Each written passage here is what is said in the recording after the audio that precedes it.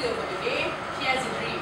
Her dream is to one day grow old and buy a Proton car, ladies and gentlemen. What side government is doing is that she is crushing her dream when we feel that it's not fair, especially for our second speaker today, ladies and gentlemen.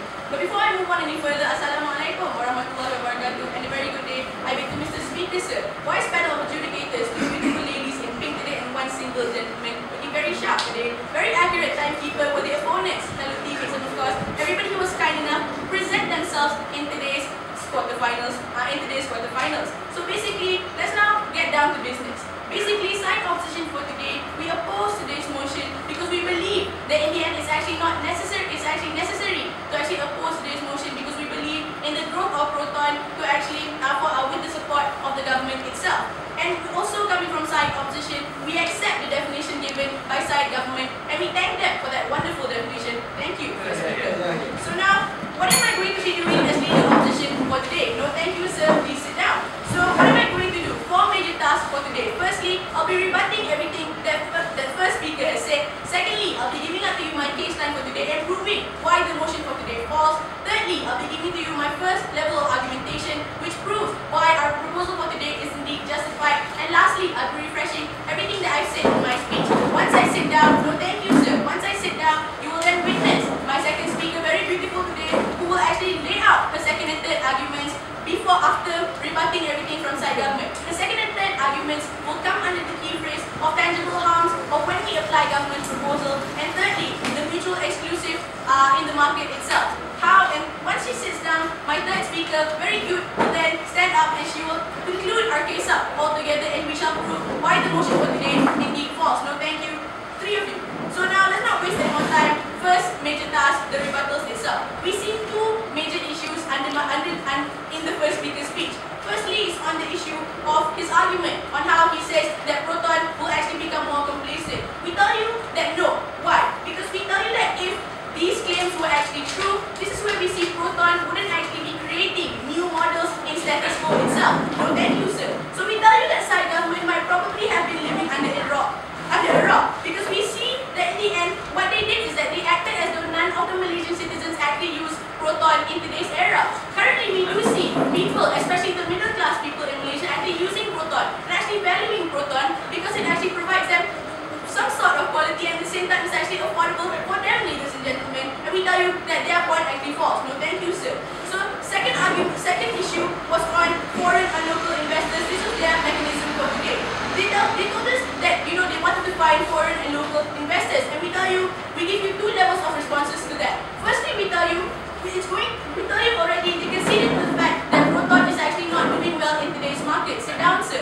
And they conceded to the fact that Proton was not doing well. So this is where we question them. Where are they going to get investors, especially when they have not performed in market itself? No, thank you, sir. Second level of response is that they will then create a money-minded Proton, which is what we feel which will actually hamper why Proton was actually created in the first place. The basis of Proton and why it was created, it was because to cater to the needs of all the people and to actually become a national car itself. So when they actually get investors from foreign and local from foreign and local investors, this is where we feel that Proton will actually neglect whatever the people have to say, and they will no longer listen to what the people need because they will then no longer need the support of the government itself. Ladies and gentlemen, we feel that it hampers the reason why Proton was created.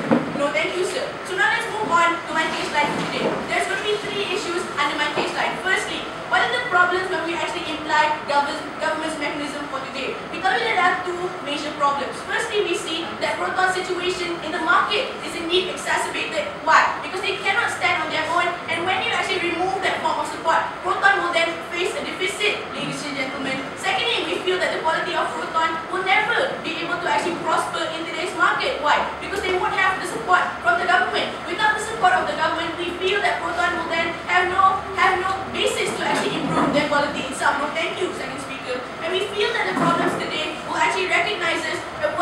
We feel that the problem for today will indeed worsen, and that's why we provide to you a feasible solution in today's debate. Second issue, what is our solution in today's debate? What we want is that we're actually going to stick to status quo itself. And what is status quo? We want to continue protecting Proton under this SAS. No, thank you, sir. Why? Because we feel that in the end, once we see in the status quo already that Proton is slowly starting to develop, how have we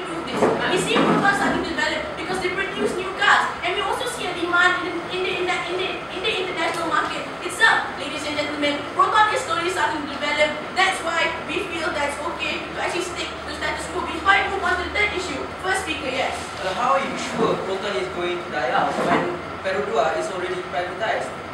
Sir, we tell you that there's a difference between Pro 2 and Proton itself. Pro 2 might be able to succeed because they weren't actually created to actually become a basis for our national car. Fact is, Proton is our national car. That's why the government actually has a duty to actually try and support Proton itself. Thank you for your PI. No, thank you, sir. So thirdly, is protection actually feasible in today's debate? We tell you that it is okay to take taxpayers' money in this sense. Why? Because we feel that taxpayers actually have a duty for the government itself. Because once we give protection to Proton, this is where we feel that Proton will utilize the money like how they're doing right now. When Proton does well in the market, this is where we see, ladies and gentlemen, that they will bring economical benefits. And that's where we feel that in the end, the taxpayers do benefit from these sorts of benefits. No, thank you, sir. So now, let's not waste any more time. Move on to my first level of argumentation and why we presume that our proposal for today is something that is justified. No, thank you, sir. I feel your seat is very uncomfortable.